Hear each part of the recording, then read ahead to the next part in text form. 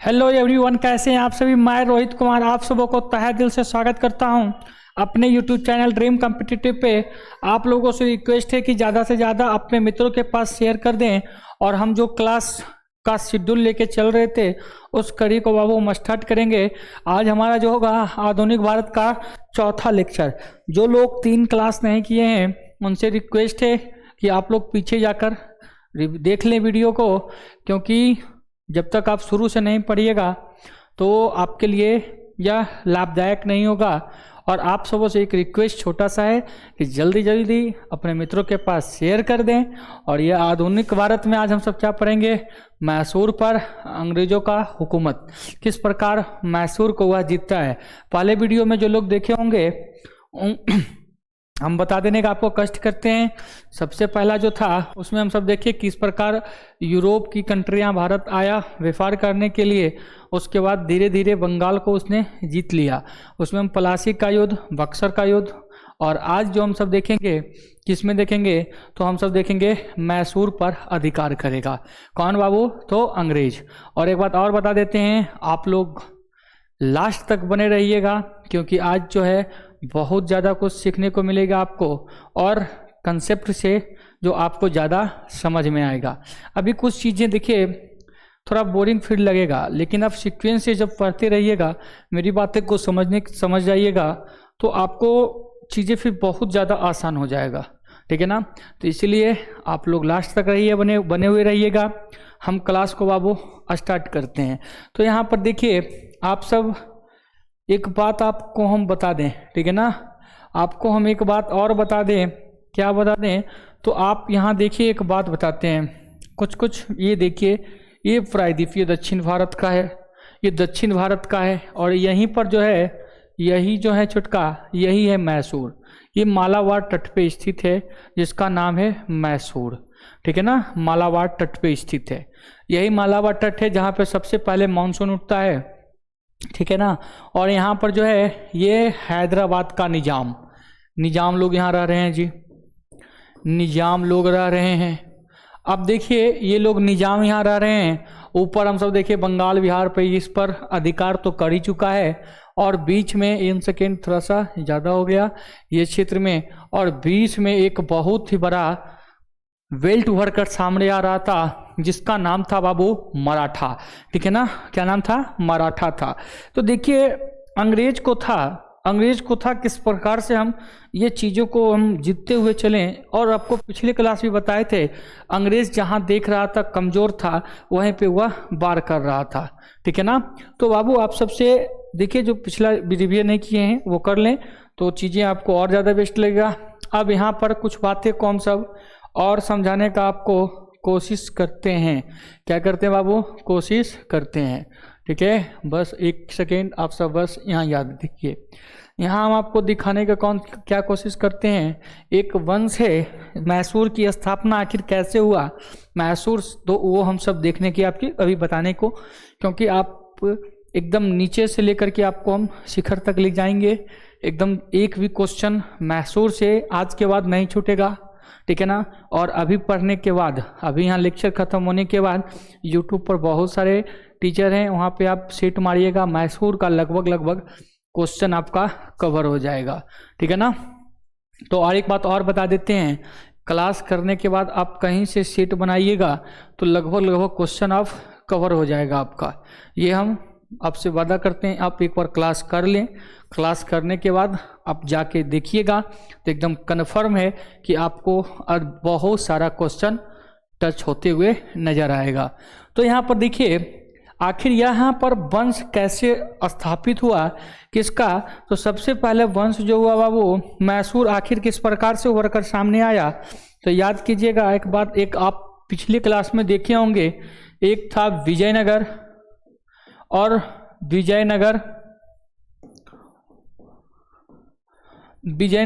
एक था बहमनी राज साम्राज्य। और विजयनगर और बहमनी राज साम्राज्य जो था बाबू वह 1565 ईस्वी में, विजयनगर और बहमनी राज साम्राज्य से 1565 ईस्वी में क्या हुआ, यह क्षेत्र अलग होकर मैसूर के नाम से जाने लगा। क्या नाम से जाने लगा बाबू, मैसूर के नाम से अलग जो हुआ एक वंश अलग हुआ जिस वंश का नाम है वायांग वंश, ठीक है ना। और इसके राजा जो थे, इनके जो राजा थे उनका नाम था यांग वंश के जो राजा थे, शासक थे, उसका जो नाम रहता है, उसका नाम है बाबू, उसका जो नाम है, उनका नाम है क्या, तो कृष्ण देव। क्या बाबू, कृष्ण देव। अब कृष्ण देव के दो बेटे, कृष्ण देव के दो बेटे, जिसमें पहला का नाम है, एक का नाम है देवराज और दूसरे का जो नाम है बाबू, जल्दी से बताइएगा, एक है नंदराज और दूसरा है देवराज। तो यहाँ पर एक जो है इनका नाम है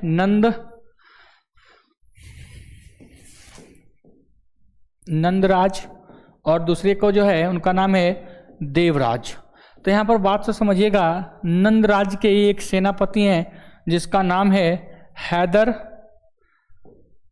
हैदर अली। ध्यान पूर्वक सुनिएगा, ठीक है ना, क्योंकि ये कहानी यहीं पे आपको समझ में आने वाली है, ठीक है। तो मेरी बात को ध्यान पूर्वक सुनिएगा। यह वंश की आखिर स्थापना कैसे हुआ, आखिर यह मैसूर साम्राज्य की संस्थापक आखिर कैसे हुआ, उसको हम सब समझते हैं। तो 1565 ईस्वी में विजयनगर और बहमनी राज साम्राज्य से ही एक क्षेत्र उभर कर सामने आया जिसका नाम है कौन सा वंश, तो इस वंश का नाम है वाडियांग वंश। और वाडियांग वंश के जो संस्थापक हैं उनका नाम है बाबू कृष्णदेव। और कृष्णदेव के दो बेटे, एक का नाम है नंदलाल और दूसरा का नाम है देवराज। और नंदलाल और देवलाल, ठीक है ना, नंदलाल और देवराज, नंदलाल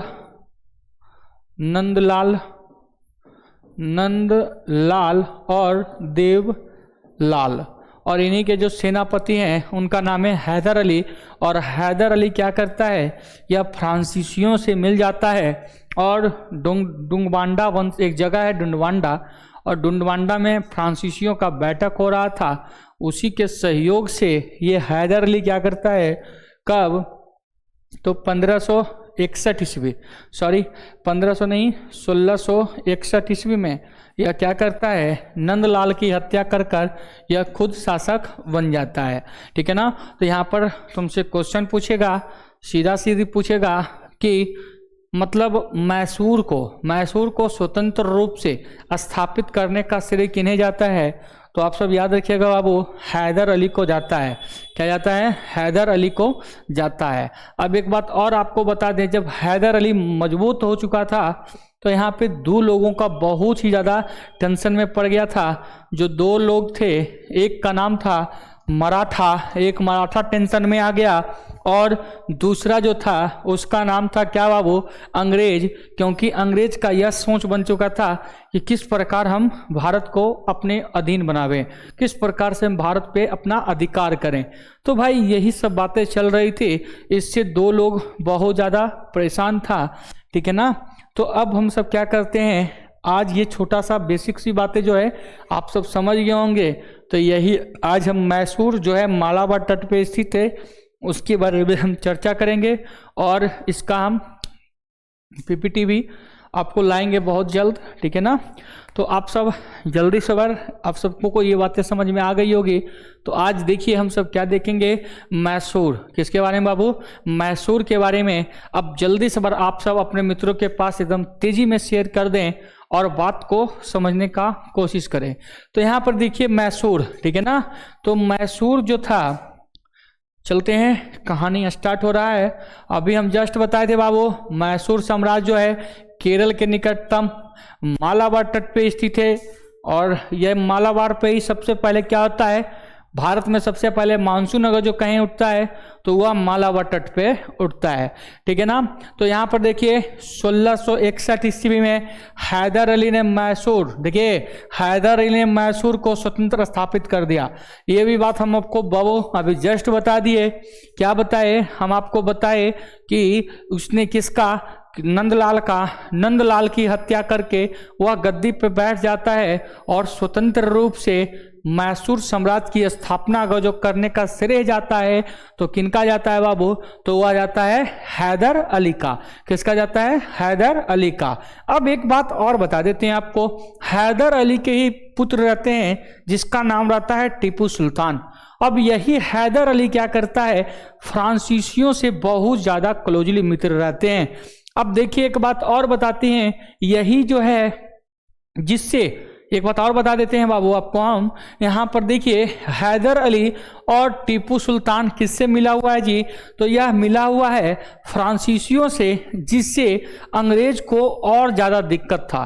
क्योंकि अगर जो अंग्रेज का कोई दुश्मन था यूरोप का तो वह फ्रांस से था, और फ्रांस जो है किसका सपोर्ट में बना हुआ है जी, तो फ्रांस किसका, हैदर अली और टीपू सुल्तान के साथ मिला हुआ है, जिसमें अंग्रेज को और ज़्यादा दिक्कतें आ रही थी।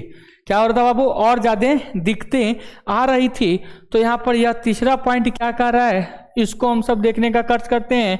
हैदर अली और टीपू सुल्तान भारत का पहला राजा था जिसने युद्ध मैदान में मिसाइल का प्रयोग किया था।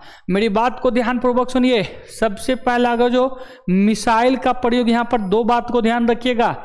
मिसाइल का प्रयोग अगर जो लकड़ी वाला पूछेगा तो मिसाइल का लकड़ी वाला मिसाइल बनवाया था कौन, तो हैदर अली। लेकिन टीपू सुल्तान जो है या स्टील वाले, क्या जी बाबू, स्टील का जो था मिसाइल उसका प्रयोग करता है कौन, तो करता है बाबू टीपू सुल्तान। एक बात और बता दें, किसी के मन में कंफ्यूजन होगा कि सर आप मेरे को मध्यकालीन में बताए थे कि, या आप कहीं से पढ़े होंगे तो उसमें बुक में देखे होंगे कि वहाँ पे बताया जाता है बाबर सबसे पहले 1526 तो 1519 ईस्वी में भेरा और बज्जौर में सबसे पहला तोप गोला का प्रयोग किया था। गोला का प्रयोग अगर जो बोलेगा तो बाबर सबसे पहले करता है। लेकिन अगर जो मिसाइल की बात आएगा तो आप सब याद रखिएगा, मिसाइल जो करता है टीपू सुल्तान करता है पहली बार जो करता है वो हैदर अली करता है। और हैदर अली का बेटा जिनका नाम है टीपू सुल्तान, क्या भाई, टीपू सुल्तान, ठीक है ना, ये स्टील वाले का करता है, ठीक है ना। अब देखिए अगला पॉइंट क्या बता रहा है, इसको हम सब समझने का कोशिश करते हैं। तो यहाँ पर कह रहा है हैदर अली टीपू सुल्तान, ठीक है ना भाई, यहाँ पर इसको क्लियर कर देते हैं पहले एक सेकेंड। अब बात को सुनिए, अगला पॉइंट क्या कर रहा है, अगला पॉइंट कर रहा है हैदर अली और टीपू सुल्तान मतलब जो बाप बेटे थे दोनों किसके सहयोगी थे, मुख्ता फ्रांस के सहयोगी थे। अभी हम जस्ट बताए ये दोनों जो हैं किससे मिले हुए हैं, तो ये दोनों फ्रांसीसियों से मिले हुए हैं। क्योंकि यह अंग्रेज को बहुत ज़्यादा दिक्कतें थी, ठीक है ना भाई। आपको पिछले क्लास में हम बताए थे, क्या बताए थे, अंग्रेज और फ्रांसीसियों के बीच कर्नाटक का 3 युद्ध पड़ाए थे। उसमें तृतीय युद्ध में यह हो गया था जिसमें फ्रांसीसी गवर्नर कैप्टन लाली को लाल कर दिया था, ठीक है। कौन किया था जी, फ्रांसीसी की तरफ से कैप्टन लाली था, और उधर से कौन था, सर आयर कुट ने उसको क्या किया था, कूट के लाल कर दिया था। इसकी चर्चा हम बाबू पिछले क्लास में कर चुके थे। अब यहाँ पर क्या है जी, यह फ्रांसीसियों से मुक्ता मिले हुए थे। यहाँ देखिए क्या बोल रहा अगला, टीपू सुल्तान फ्रांसीसी क्रांति के समय बनने वाला जैकोबियन क्लब का सदस्य भी था। एक बात और बता देते हैं, जैकोबियन सदस्य क्या था, वह जैकोबियन सदस्य जो था बाबू, वह मजदूरों के लिए एक संगठन, एक संघ बनाया गया था, उसी का नाम जैकोबियन है। ऐसा नहीं कि बहुत बड़ा कुछ है, नहीं, वह किसके लिए था, मजदूरों के लिए था। और वहां पर जो है यह टीपू सुल्तान जो है फ्रांसीसी क्रांतियों के समय, ठीक है ना जी, वह जैकोबियन क्लब के सदस्य भी थे। कौन, तो टीपू सुल्तान। एक बार और आप यहाँ पर नोट कर सकते हैं, क्योंकि क्या नोट करना है, जब वहाँ स्वतंत्रता का बीच, यहाँ कभी भी देखा जाएगा, यहाँ पर देखिए क्या कर रहा है, अगला पॉइंट ही बता दिया। देखिए टीपू सुल्तान फ्रांसीसियों क्रांति के स्वतंत्रता होने का बीज, खुशी वृक्ष कहाँ रोपता है जी, मैसूर में लगा रहा था। तो अभी हम जस्ट बताए कि भाई वहाँ का कोई मिला हुआ है, मतलब वहाँ जैकोबियन क्लब का सदस्य है, जब वहाँ खुशी होगा, खुशी जाहिर करेगा, तो यहाँ अपना वितरण करवा रहा है। तो वही बताया जा रहा है, टीपू सुल्तान फ्रांसीसी क्रांतियों के स्वतंत्र होने पर बीज जो है भारत में लगा रहा है, ठीक है ना।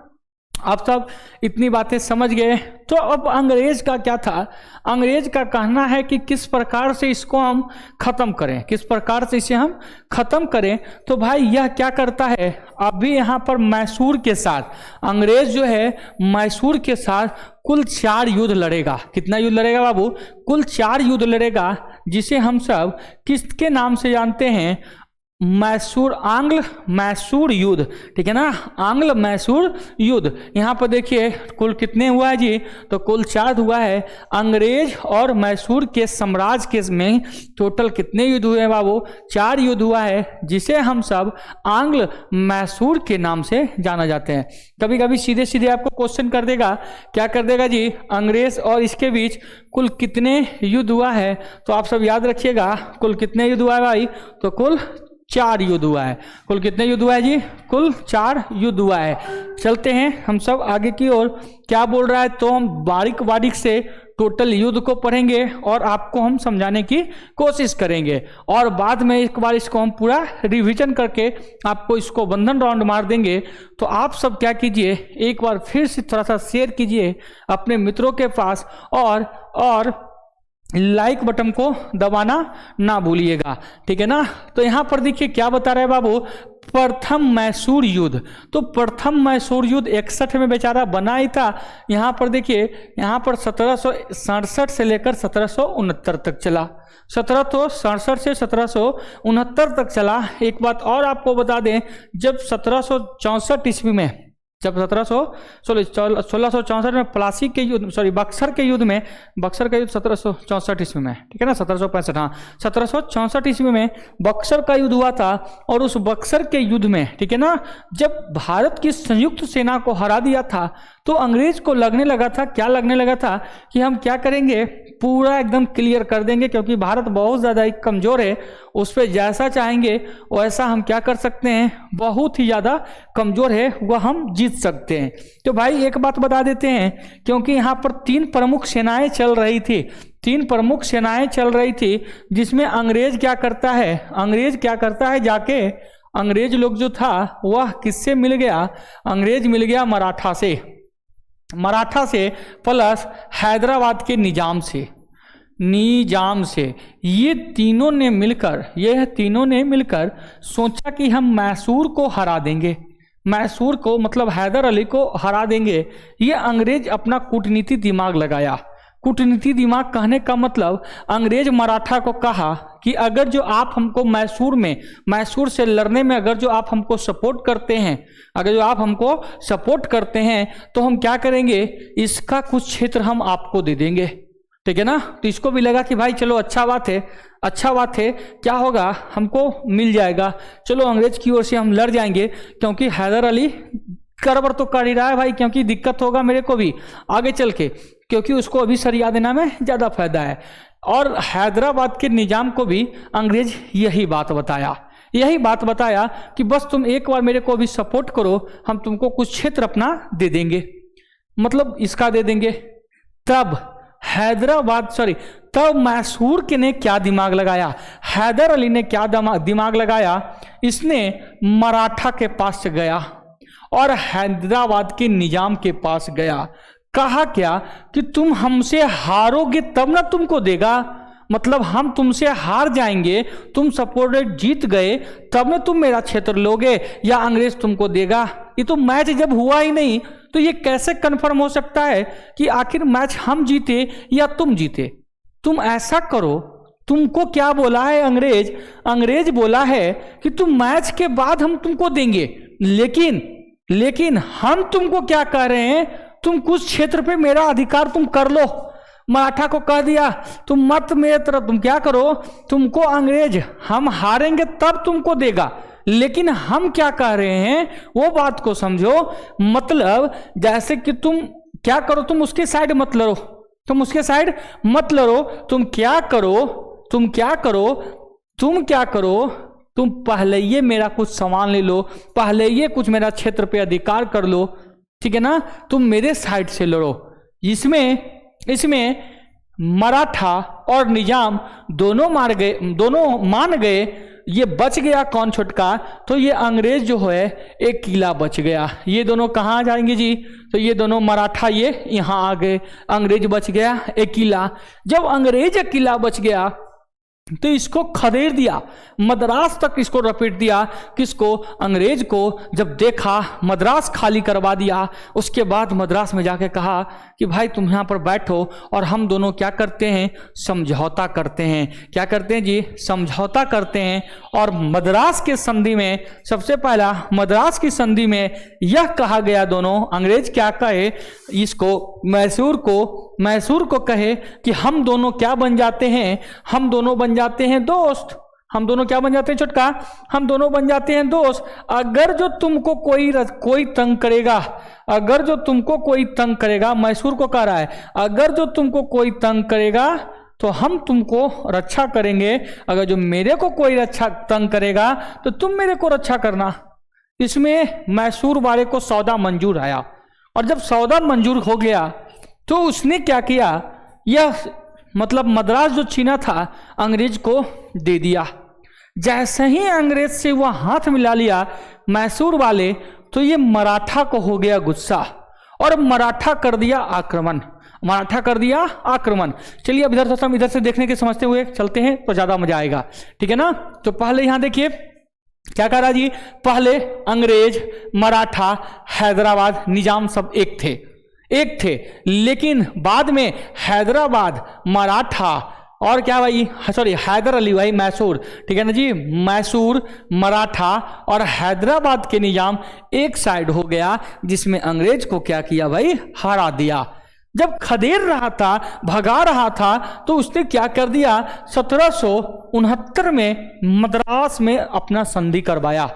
मद्रास में क्या किया, संधि किया और कहा कि अब हम दोनों क्या हो जाएंगे जी, मित्र हो जाएंगे, दोस्त हो जाएंगे। अगर जो हम दोनों को कोई तंग करेगा तो तुम मेरा मदद करना, मैं तेरा मदद करूंगा। यह कौन कहा, अंग्रेज कहा। किसे कहा छोटका, तो हैदर अली को कहता है।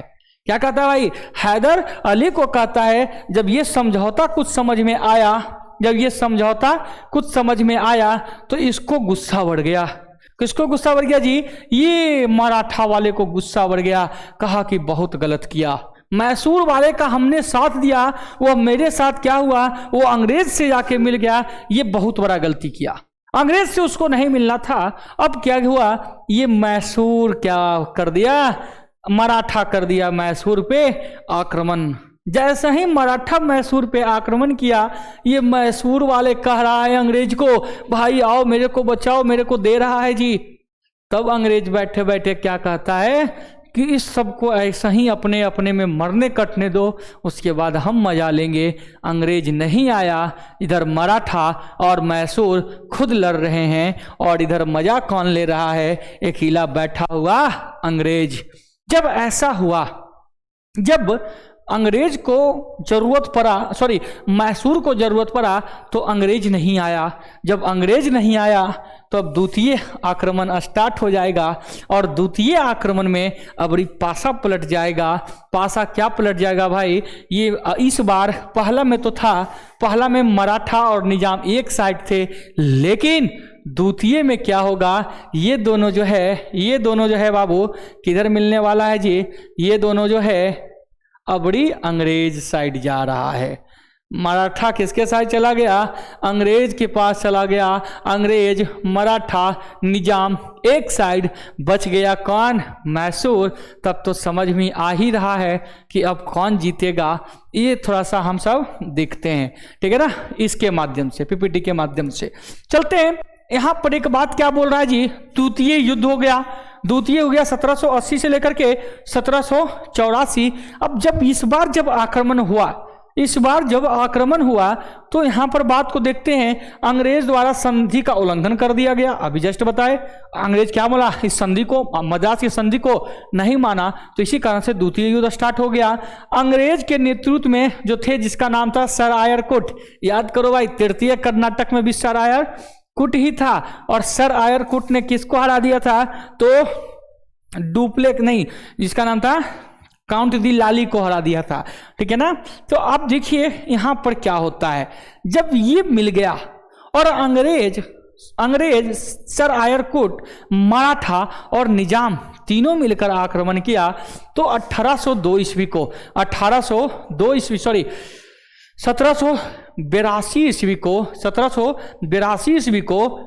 हैदर अली मारा गया।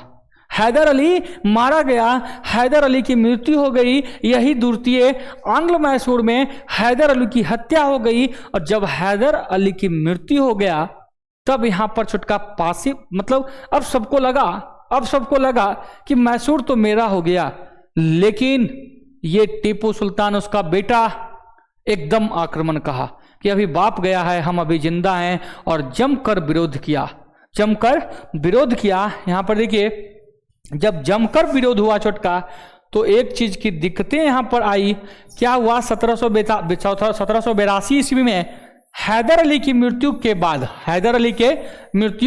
बाद ये टीपू सुल्तान युद्ध को लड़ा, और युद्ध का परिणाम बहुत दिन तक चला, कोई जीता कोई हारा नहीं। तो यहाँ पर एक संधि होता है, जिस संधि का नाम है मंगोला का संधि, 1784 ईस्वी में। और यह लड़ाई को स्थगित कर दिया गया, बंद कर दिया गया। यह कहा गया कि भाई लड़ाई बहुत दिन चला, अब कितना दिन लड़ोगे? 4 साल तक लड़ा जी। बोला कि जो जिसका जीता है, जो जिसका लिया है, वो पुनः उसको वापस कर दो। और छोटका ये कहानी द्वितीय समाप्त हो गया।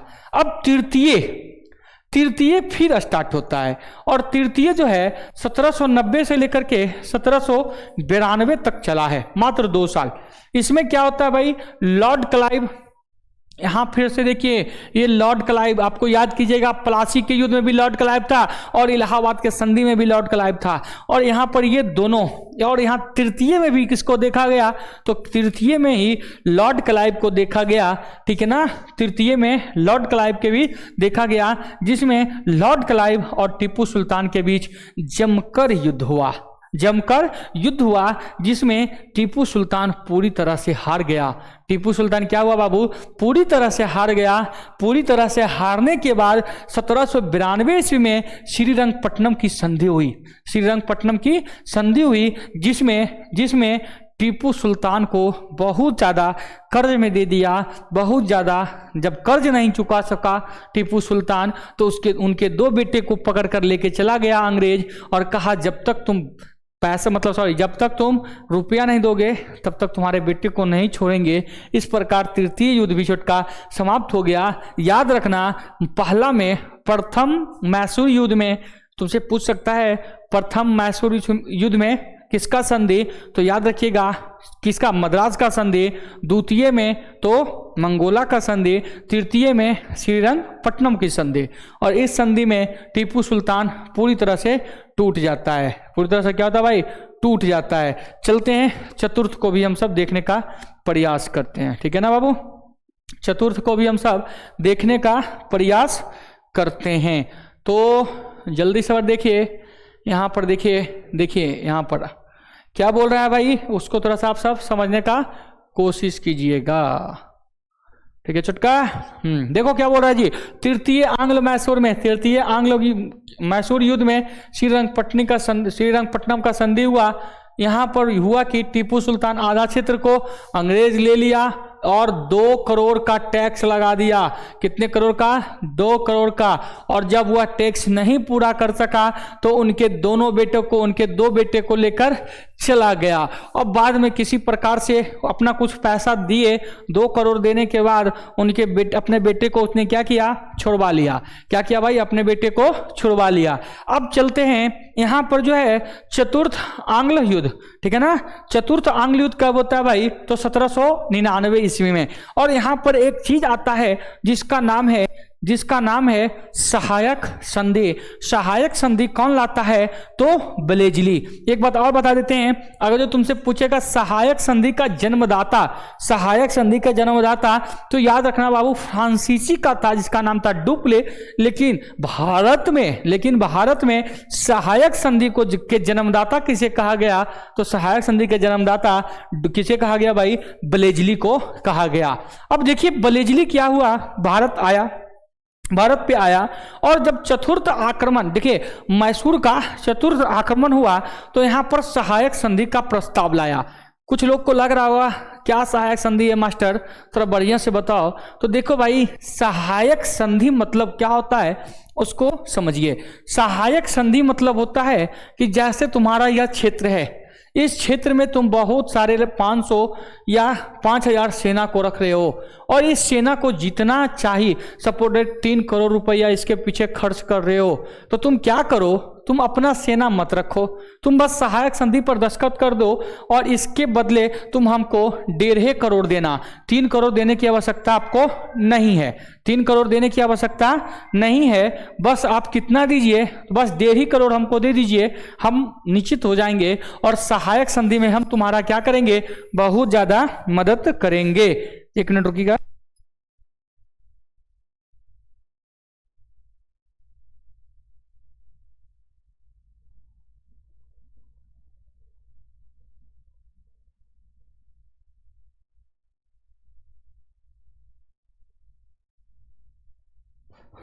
कॉल आ गया था, ठीक है ना। चलते हैं। अब देखिए यहाँ पर सहायक संधि मतलब आप समझिए होंगे, अंग्रेज का कहना था कि तुम अपना क्षेत्र को तो संभाल ही रहे हो, लेकिन क्षेत्र में तुम अब सेना मत रखो, मेरा ही सेना रहेगा। अब यह क्या करने लगा और क्या किया, जब 1799 में सहायक संधि का प्रयोग किया, 1799 ईस्वी में जो डोपले लाया था। देखिए लॉर्ड वेलेस्ली टीपू सुल्तान के बीच यह प्रस्ताव रखा कि भाई तुम क्या करो, हम तुमको हराएंगे नहीं, तुम अपने क्षेत्र के राजा खुद रहोगे, लेकिन तुम क्या करो, मेरा अधीनता को स्वीकार कर लो। लेकिन ये टीपू सुल्तान कहा 100 दिन बकरी की तरह जीने से अच्छा है, लोमड़ी की तरह जीने से अच्छा है, कुत्ते की तरह जीने से अच्छा है, एक दिन जीवित रहेंगे और शेर की तरह मर जाएंगे। और टीपू सुल्तान क्या करता है, छुटका सहायक संधि पे दस्तखत नहीं करता है, ठीक है ना। ये हुई आपकी चतुर्थ आंग्ल मैसूर समाप्त। और हम सब देखिए यहाँ पर देखो असाइनमेंट भी बोल दिया गया है ऐसा। तो हम कल आज की कहानी यहीं तक रहने देते हैं, ठीक है ना, आज की कहानी यहीं तक रहने देते हैं। चलिए हैदराबाद थोड़ा देख लेते हैं, ठीक है ना, क्योंकि हैदराबाद तो यहीं पे, उसके बाद मराठा अपना 1-2 दिन क्लास चलेगा, शिवाजी वगैरह का क्लास देखेंगे हम सब, कल स्टार्ट कर देंगे। आप लोग कल भी लाइव एकदम जरूर रहिएगा, ठीक है ना। चलिए हैदराबाद देखिए, हैदराबाद के संस्थापक तुमसे अगर जो पूछेगा तो हैदराबाद के संस्थापक चिमकलीज खान 1724 ईस्वी में, ठीक है ना। ये मुस्लिम होते हुए भी, ये चिमकलीज खान मुस्लिम होते हुए भी इनके मुख्य दीवान जो थे उनका नाम था दीनानाथ। ध्यान रखिएगा, ये हैदराबाद के जो संस्थापक हैं, हैदराबाद के संस्थापक का नाम है क्या जी, चिमकलीज खान। और चिमकलीज खान के जो मुस्लिम रहते हुए भी उनके दरबार में एक हिंदू थे जिनका नाम है, मंत्री थे जिसका नाम था दीनानाथ।